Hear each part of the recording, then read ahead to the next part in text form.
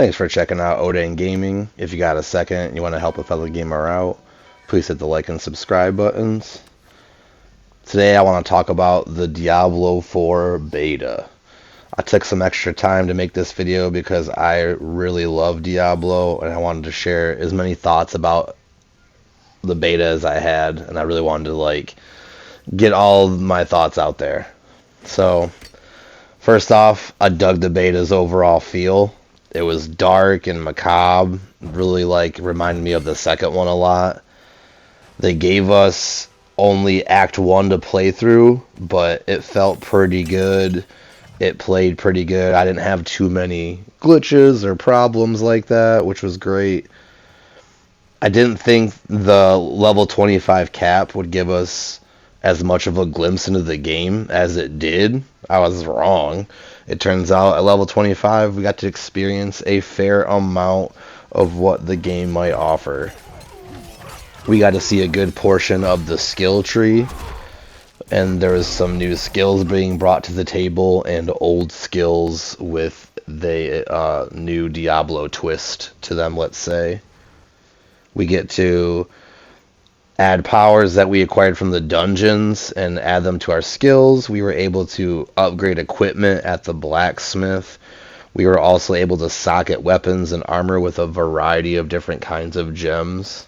So a lot of things that took a lot longer to do in Diablo 3, we get to do a lot quicker in Diablo 4. So I thought that was a good start to the beta. I really enjoyed those parts of the game.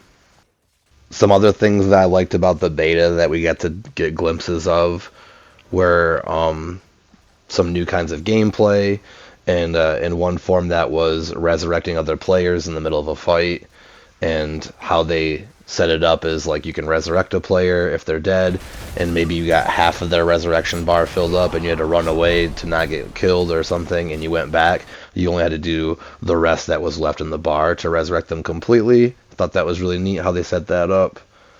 There was also some new shrines that I thought were really cool, and some that were modified from Diablo 3. So let's just say in Diablo 3 you had the conduit shrine, which is one of the best ones you could get, and it would just level people with a bunch of electricity. In this one the animation was different, and it wasn't as powerful and overpowering, it seemed as it was in number 3. And there was another shrine, can't remember what it was called, but you basically threw a bunch of swords and daggers when you were fighting with your basic skill button, and I thought that shrine was really dope, and I'm glad we got to catch a couple of glimpses of those in the beta. Another thing I thought the beta did really well, and the game so far did really well of, was the bosses. I felt like none of the mini bosses and bosses that we got to face were easy. We didn't walk all over them. We didn't destroy any of them right away. Me and my friends, we had to have some strategies. We didn't just come in and kill them in 2 seconds. I felt in Diablo 3, the Skeleton King was such one of the weakest bosses, and it was just annoying after a while because you have to play the levels so many times. So I'm thinking that the bosses in Diablo 4 could be better and a little bit more difficult, and I'm looking forward to see if that's going to be true in the actual game when they release it. Now, personally, I think the beta did a great job giving us a little sneak peek. I think we got to see a lot of great things, but unfortunately some things were still left a mystery. We never got to really see our final skills in the skill tree. We also never got to use the new mounts that are going to be available in Diablo 4. And this kind of bummed me out a little bit because I was very curious how the mounts would play into the game.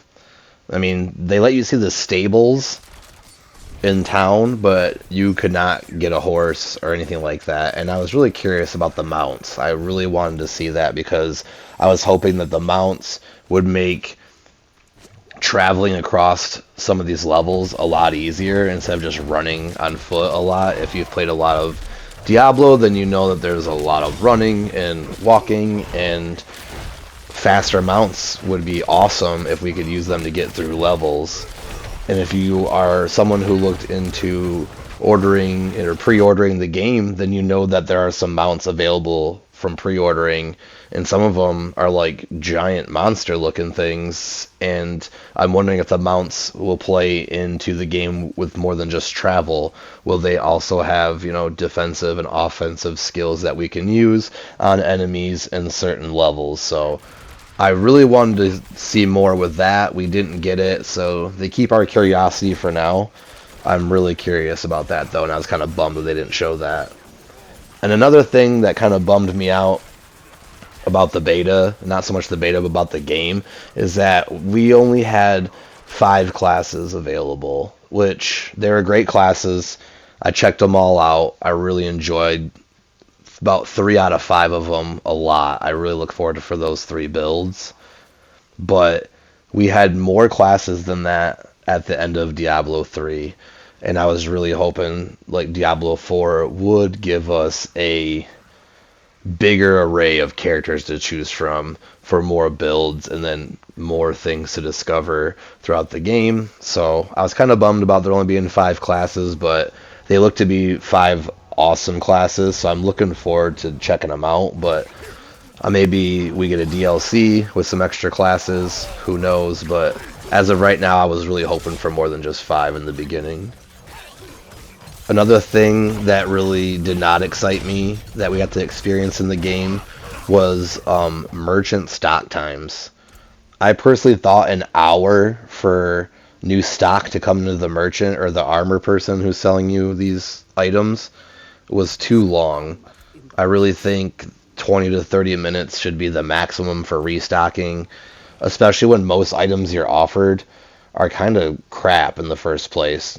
Gray or blue items, in the beginning if you're lucky, and then maybe some yellow ones, but I really was hoping maybe we would get some better restocking times and maybe a better selection of items.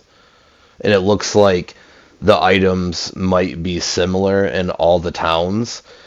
That might be something they changed for the game, but as far as I could tell, the fact that you have to wait for restocking items for an hour, and that includes all the towns, it kind of makes the whole point of it not worth it. Whereas if we had 20 to 30 minutes, you could do a couple missions, and then the possibility of getting a new item is more exciting, and if different towns had different items, then going to different places and traveling amongst the game more to, check out items, I think is a greater way to have that in the game. I really thought the way they're doing like the stock and the stock times was just not a fan of that at all. I also want to address like the NPC enemies in the game. It seems like we get a couple glimpses at some new ones, and some glimpses at ones that are very familiar and look very similar to ones that we've already seen before in other games. So the whole ghouls and goatmen is almost a cliche at this point, but I'm also hoping that they follow the same formula as previous games, whereas the further you progress in the game, the bigger and badder NPCs you will see. So I'm hoping that we get to see some new and improved NPCs when the game is released. I thought some of the bosses were like tough, but some of them also, like I said, like did not look much different from bosses and NPCs that we've seen in other games, and I really hope that in other acts or maybe in the game when it releases it's a little different, because we love Diablo for a reason, but we also want new experiences. At least that's how I feel as a Diablo fan, and I'm sure other fans feel the same way. I thought the way the game is set up and how you go through your inventory and your abilities was great. It flowed really well. I thought it was even more simplistic than Diablo 3 and like easier to guide through.